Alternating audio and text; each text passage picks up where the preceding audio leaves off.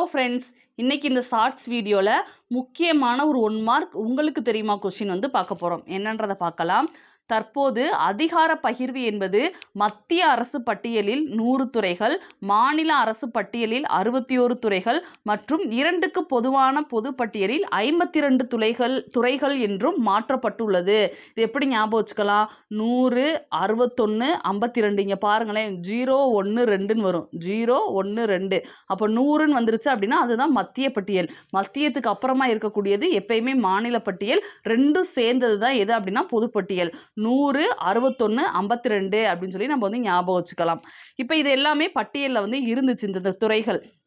இப்போ என்ன ஆயிடுச்சு அப்படின்னா 1976ஆம் ஆண்டு மேற்கொள்ளப்பட்ட 42வது அரசியலமைப்பு சட்ட திருத்தம் மாநில பட்டியலில் இருந்து 5 துறைகளை பொது பட்டியலுக்கு மாத்திட்டாங்க.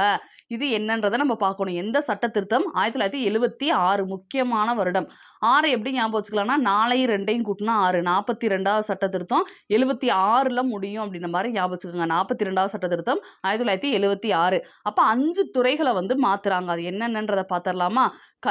கல்வி, காடுகள், எடைகள், அளவுகள், பறவைகள் மற்றும் வனவிலங்குகள் பாதுகாப்பு மற்றும் உச்சநீதிமன்றம், உயர்நீதிமன்ற அமைப்புகளை தவிர பிற நீதிமன்றங்களின் நீதி நிர்வாகம். ஓகேவா?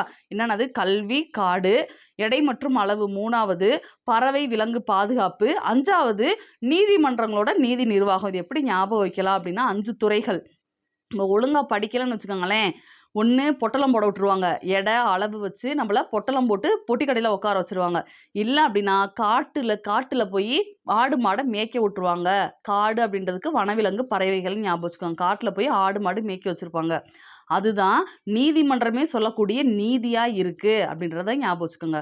ஒழுங்காக நம்ம கல்வி கற்றுக்கலாம் அப்படின்னா நம்ம பொட்டலம் போட போயிடுவோம். எடைகள், அளவுகள் அங்கே தானே எடை அளவுலாம் யூஸ் பண்ணுவாங்க.